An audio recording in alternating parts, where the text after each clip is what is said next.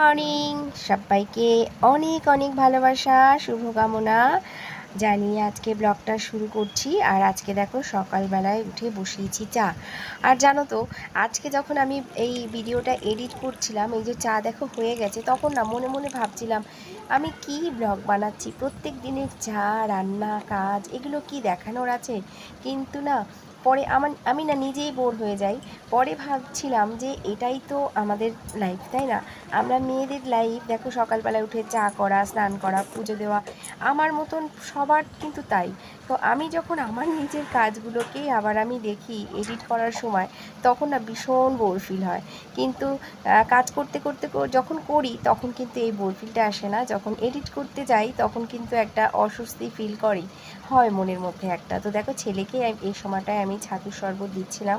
আর ছাতুর শরবত শরীরের জন্য ভীষণই ভালো। আর এই দেখো চা করে বসেছি, আর আমার যা আর আমি চা খাচ্ছি। আর আমাদের ওই বাড়ি সংক্রান্ত নানান কথাই আলোচনা হচ্ছে, যেটা মিউট করতে হয়েছে।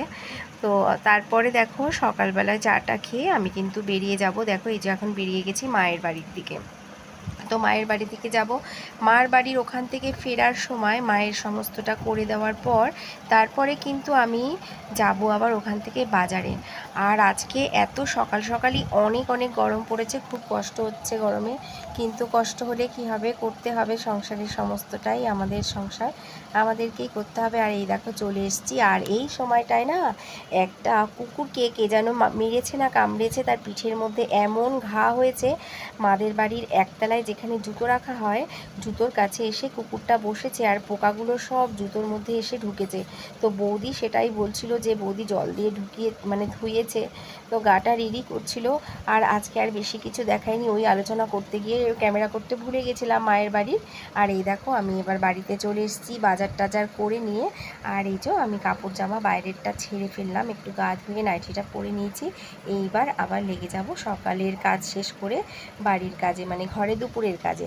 আর আজকে বাজার থেকে এনেছি পাট শাক। তো দেখো পাট শাকটাকে ভালো করে ধুয়ে নেব আগে।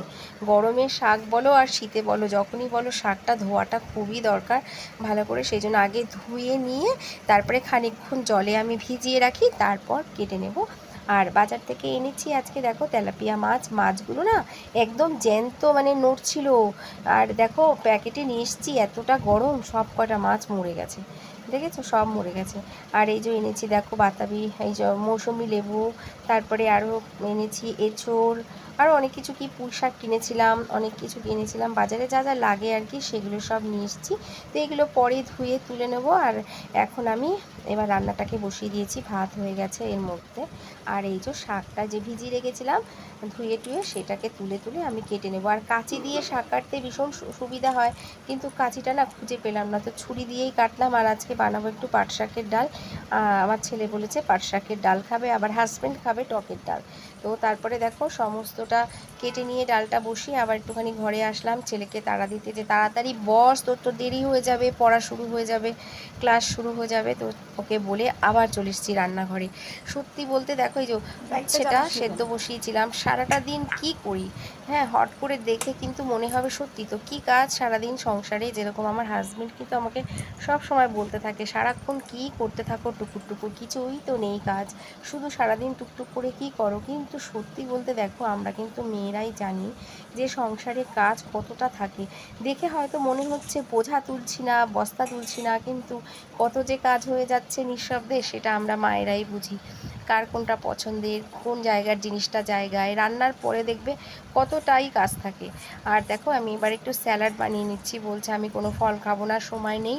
তো আমি সেই জন্য ভাতের সাথে স্যালাডটা কেটে দিচ্ছি। বলছিলাম বাবা ভাত তো গরমে খেতে পাচ্ছিস না, তাহলে একটু স্যালাড তো খেতে হবে, নাহলে তো শরীরটা ভালো থাকবে না।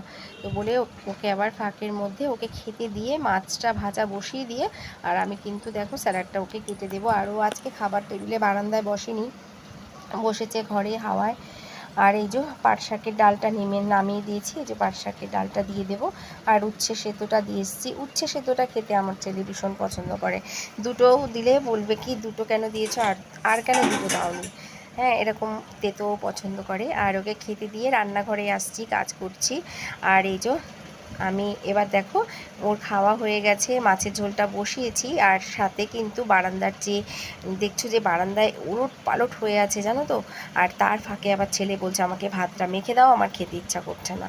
আমি গিয়ে আবার ওর ভাতটা মেখে দিয়ে তারপরে এই সময়টা ওর খাওয়া দাওয়া হয়ে গেছে, রান্নাঘরে বাটি ফাটিগুলো জায়গায় রেখে দেবো পুছে টুছে। আর তারপর পুছে রেখে দিয়ে তারপরে হাজব্যান্ডকে খেতে দিয়ে এক এক করে ঘর দোর গুছিয়ে নেবো। আর এই সময়টাতেই আমার হাজব্যান্ড যখন মানে খেয়ে দিয়ে উঠলো, তখন আমাকে কত বকা দিল যে কি কাজ থাকে তোমার এই গরমের মধ্যে, বারান্দায় কি করছো, আর এই যে ফলের রসটা করে দেবো আর হাজব্যান্ডের জন্য, তো ওকে একটুখানি দিয়ে দেবো। আর পাপান বললো সময় নেই, খেলোই না আজকে, তো মৌসুমি রসটা সজলকে মানে হাজব্যান্ডকে দিয়ে দেবো।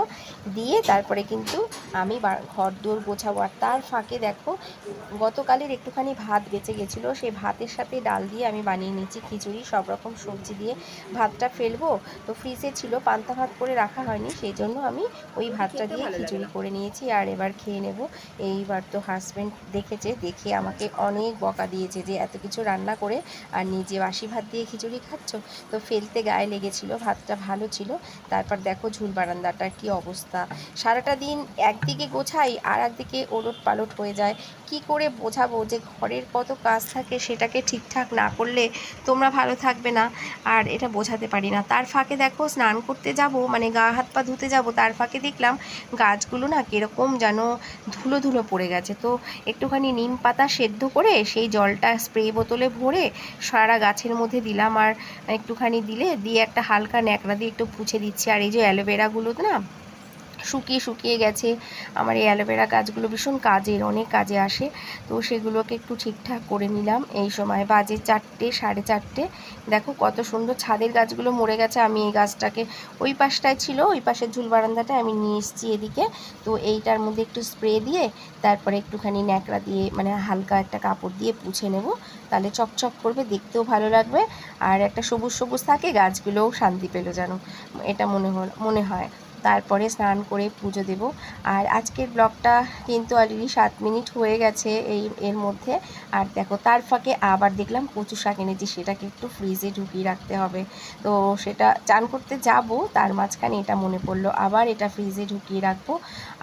আর এর মধ্যে কিন্তু হাজব্যান্ড গজর করেই যাচ্ছে, কোনো কাজ থাকে না, আমি ইচ্ছা করে কাজ বের করছি, এই সব নানান কথা বলছে, তো এগুলো শুনছি।